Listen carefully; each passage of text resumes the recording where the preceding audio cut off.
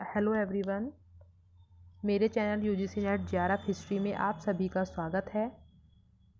आज फिर से मैं आपके लिए शिक्षण अभिवृत्ति से रिलेटेड कुछ एमसीक्यूज़ को लेकर आई हूँ और उम्मीद करती हूँ कि आप सभी इस वीडियो को एंड तक देखेंगे और आपके लिए ये वीडियो बहुत ज़्यादा यूज़फुल होगी। सो स्टूडेंट्स, प्लीज़ इस वीडियो को एंड तक ज़रूर देखिएगा। तो आज की जो वीडियो है हम स्टार्ट करते हैं। हमारा जो क्वेश्चन है, निम्नलिखित शिक्षण स्तर में से कौन सा स्तर कक्षा के पर्याप्त वातावरण के लिए खुला और स्वतंत्र होना आवश्यक है। 4 ऑप्शंस दिए गए हैं स्टूडेंट्स। आप में से अगर किसी को भी इसका करेक्ट आंसर पता है तो प्लीज़ कमेंट बॉक्स में लिखकर मेरे को ज़रूर बताना। इसका जो करेक्ट आंसर है स्टूडेंट्स वो है सी, चिंतनशील स्तर। चिंतनशील स्तर जो है वो कक्षा के पर्याप्त वातावरण के लिए खुला और स्वतंत्र होना आवश्यक है। नेक्स्ट क्वेश्चन देखेंगे स्टूडेंट्स। पाठ्यक्रम शब्द का क्या अर्थ है। पाठ्यक्रम शब्द का क्या अर्थ है। 4 ऑप्शंस दिए गए हैं, इनमें से एक जो है वो सही होगा, जो इसका करेक्ट आंसर होगा। सो स्टूडेंट्स, इसका जो करेक्ट आंसर है वो है बी जो है इसका करेक्ट आंसर है। शैक्षणिक संस्थानों के द्वारा निर्धारित लक्ष्यों को प्राप्त करने हेतु सीखने और अन्य अनुभवों का आयोजन करना। पाठ्यक्रम जो शब्द है उसका ये सही अर्थ होता है, सही मीनिंग जो है अनुभवों का आयोजन करना होता है। तो बी जो है इसका करेक्ट आंसर होगा। नेक्स्ट क्वेश्चन देखेंगे। संज्ञानात्मक ज्ञान क्षेत्र का वर्गीकरण निम्न में से किसके द्वारा प्रस्तुत किया गया था। संज्ञानात्मक ज्ञान क्षेत्र का वर्गीकरण निम्न में से किसके द्वारा प्रस्तुत किया गया था। 4 ऑप्शंस दिए गए हैं स्टूडेंट्स। इसका जो करेक्ट आंसर है स्टूडेंट्स वो है ए, बेंजामिन एस ब्लूम के द्वारा, Benjamin S Bloom. Next question देखेंगे स्टूडेंट्स। निम्नलिखित में से कौन सा शब्द पहले से सीखी गई सामग्री का उपयोग करने को प्रतिबिंबित करता है।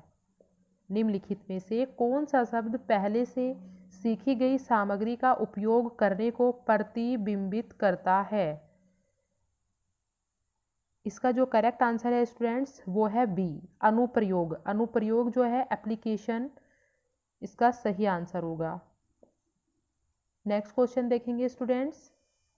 निम्नलिखित में से संज्ञानात्मक ज्ञान क्षेत्र का उच्चतम स्तर कौन सा है। संज्ञानात्मक ज्ञान क्षेत्र का उच्चतम स्तर, करेक्ट आंसर है इसका डी जो है स्टूडेंट इसका करेक्ट आंसर है मूल्यांकन। मूल्यांकन जो है ज्ञान क्षेत्र का उच्चतम स्तर होता है। नेक्स्ट क्वेश्चन देखेंगे।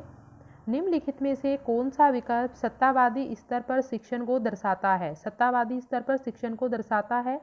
इसका जो करेक्ट आंसर है स्टूडेंट्स वो है ए, शिक्षक केंद्रित जो शिक्षण है वो सत्तावादी स्तर पर शिक्षण को दर्शाता है। नेक्स्ट क्वेश्चन देखेंगे। सूची 1 है और सूची 2, उन दोनों को मिलाना है। एक तरफ विशेषता दी गई है और एक तरफ दर्शन है। तो आप लोग देखेंगे इसका कूट क्या होगा। इसका कूट देख लेते हैं स्टूडेंट्स। इसका जो करेक्ट आंसर है स्टूडेंट्स वो है बी जो है करेक्ट आंसर है। फर्स्ट का 3 होगा, क्रिया करके सीखना मतलब व्यवहारवाद। सेकंड का फर्स्ट है पर्यावरण के माध्यम से शिक्षा, प्रकृतिवाद। सत्य, सौंदर्य और भलाई की अनुभूति, आदर्शवाद। और यह दुनिया जिस रूप में अब और यहाँ है वो होता है यथार्थवाद। बी जो है करेक्ट आंसर है। नेक्स्ट क्वेश्चन देखेंगे। बौद्धिक कौशल किस ज्ञान क्षेत्र के द्वारा प्रतिबिंबित होते हैं। जो बौद्धिक कौशल होते हैं वो किस ज्ञान क्षेत्र के द्वारा प्रतिबिंबित होते हैं।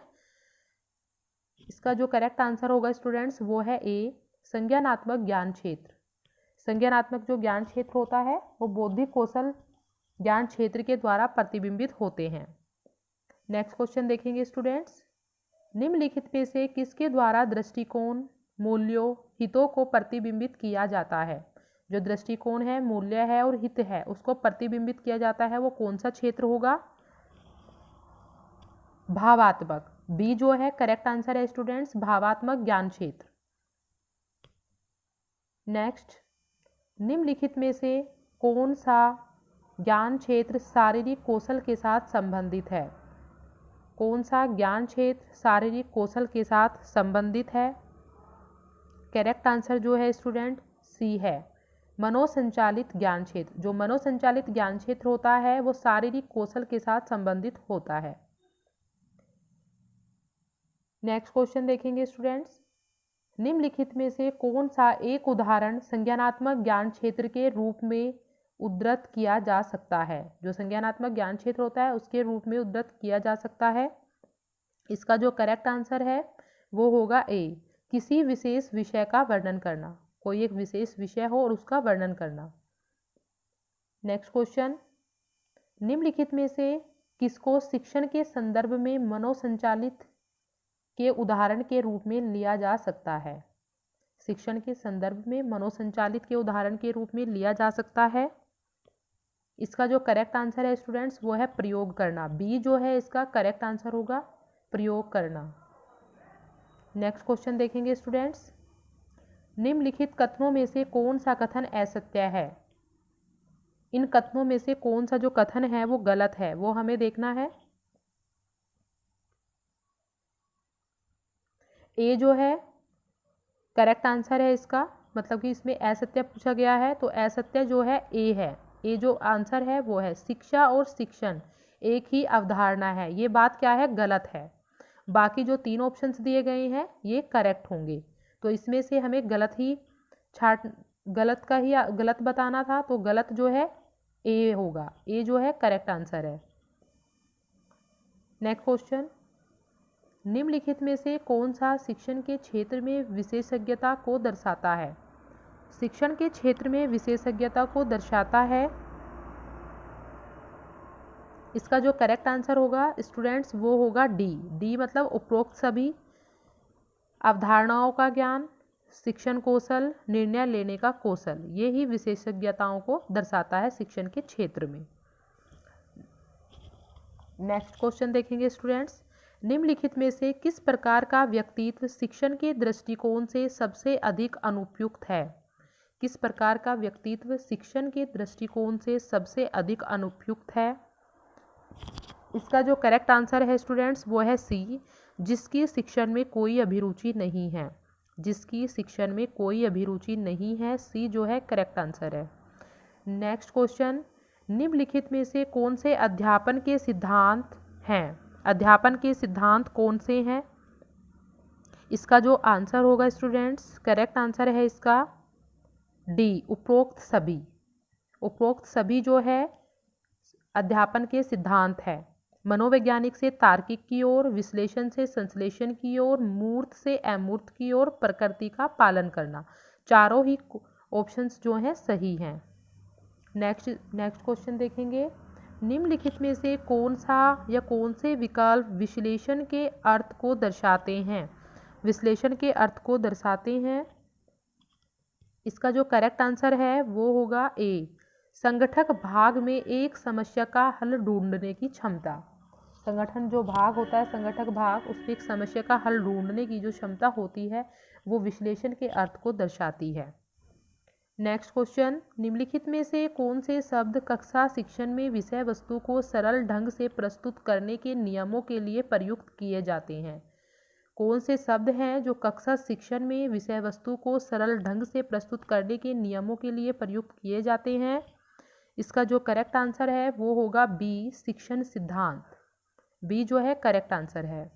नेक्स्ट क्वेश्चन देखेंगे स्टूडेंट्स, निम्नलिखित में से कौन सा विकल्प शिक्षक को कम विद्यार्थी वाली कक्षा में शिक्षण को अधिक प्रभावी बनाने के लिए प्रयोग में लाना चाहिए?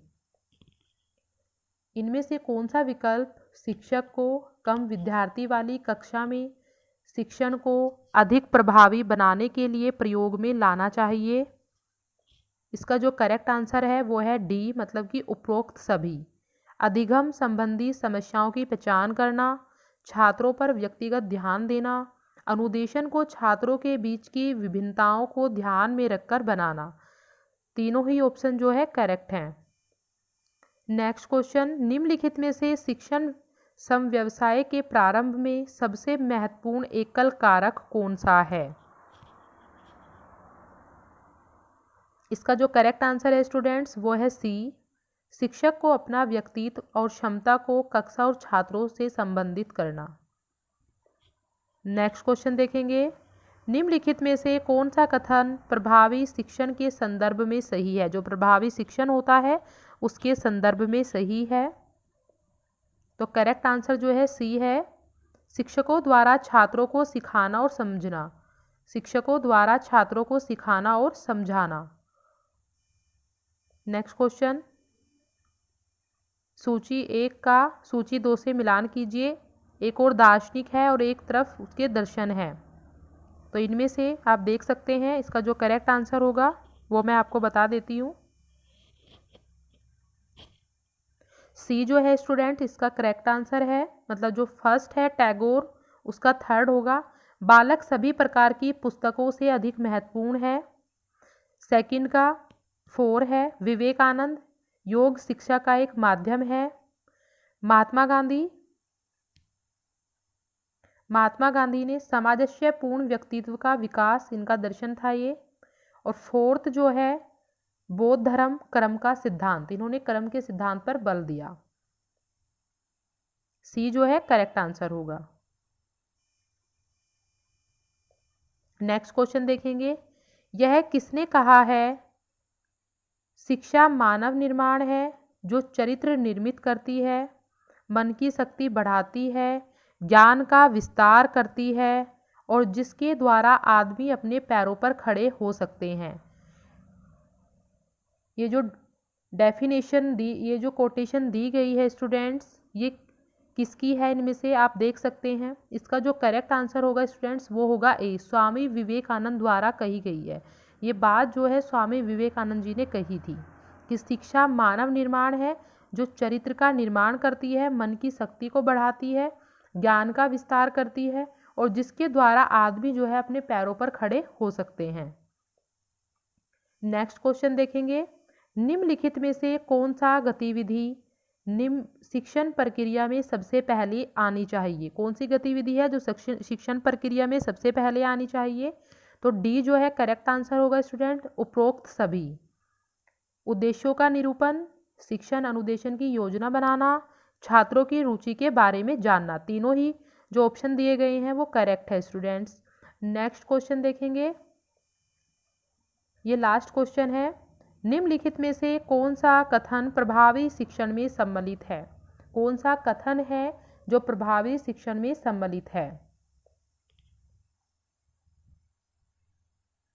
सी जो है करेक्ट आंसर होगा स्टूडेंट्स, शिक्षक और छात्र दोनों सक्रिय है। शिक्षक और छात्र दोनों सक्रिय है। सी जो है करेक्ट आंसर्स है। सो स्टूडेंट्स, आज के वीडियो में हमने काफ़ी क्वेश्चंस को क्लियर किया है। अगर आपको मेरी ये वीडियो अच्छी लगी हो प्लीज़ इस वीडियो को लाइक कीजिएगा, सब्सक्राइब कीजिएगा और शेयर कीजिएगा और मुझको कमेंट ज़रूर कीजिएगा। तो thank you students, have a good day.